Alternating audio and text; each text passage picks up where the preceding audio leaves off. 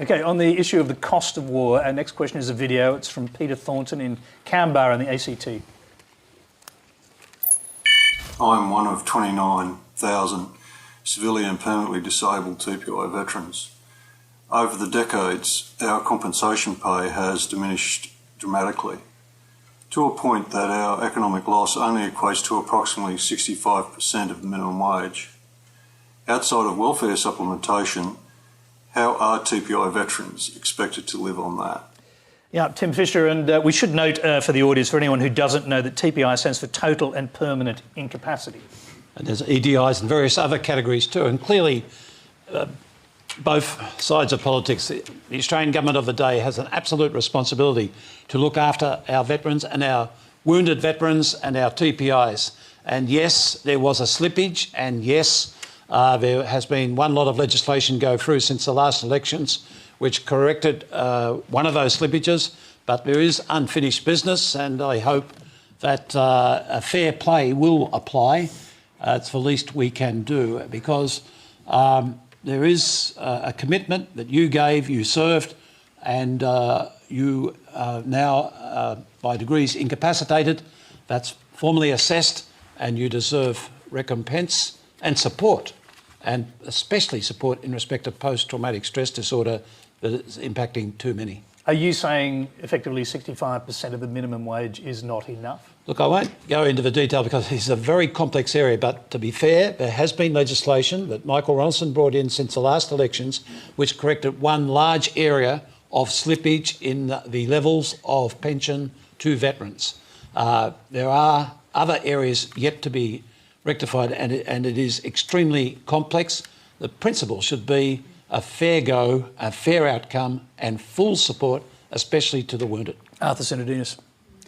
There were some changes after last election to the indexation of some of these payments, but I'm aware that veterans and retired military personnel have some further grievances in this regard.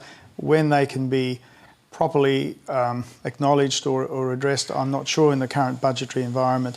Are they more than grievances? I mean, do they have a very strong case for arguing that they've been left behind here? Well, I think in sheer numerical terms, they have been left behind, just based on the numbers that Peter and I think Tim have mentioned. The debate always is how far you can go over a period to rectify some of this. And I suppose the obvious question is, does the government, no matter what the cost, owe it to them to actually rectify this? And that's always the question, and we've done some things, and perhaps we need to go further in others, but that may not be possible in this particular budget. Well, Tony, I think actually what the government's done, and Arthur will correct me if I'm wrong, is they've addressed the issue of the defined benefits pensions that some service personnel get.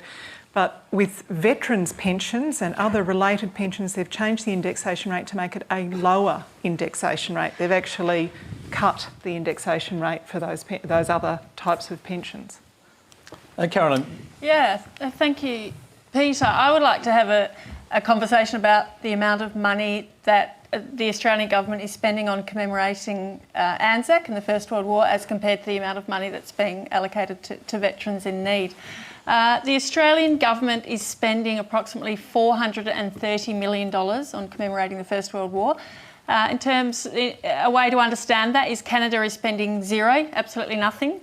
The UK is spending about $90 million and France about $90 million. Germany, $7 million, so $430 million. So we need to have a public discussion about why Australia is spending so much money, what it's been spent on, and whether some of that money might not be better spent. I was going to quickly go back to Don Tate, our earlier question. I mean, you've heard that question. You were also shot. As you say, you spent 2 years recuperating, but I think you also ended up on a TPI, didn't you? I am a TPI pension, and I would like to say, as a TPI veteran, that is a national disgrace what both governments have done to the veterans who fought for this country. Our pensions and our superannuations have been terribly eroded right through the years, and each party says that they'll correct it when they come into power, and as soon as they do, they completely ignore it. It's it's a national disgrace. Arthur, if you were to come back into power, that is into a ministry, would you fix it straight away? You fix up the first bit and I'll try and fix the second bit. I'll have to think about that for a minute. And to take Caroline's point, if I could very briefly, Look, Albany received a National Anzac Centre. That is a worthwhile touchstone where 41,000 Australians on the AIF convoys saw Australia for the last time in their lives. Yes, the Prime Minister one day ago announced the Monash Centre at Villers-Bretonneux, and the reason Canada might be spending zero is they've already done their Vimy Ridge, magnificent centre on the Western Front.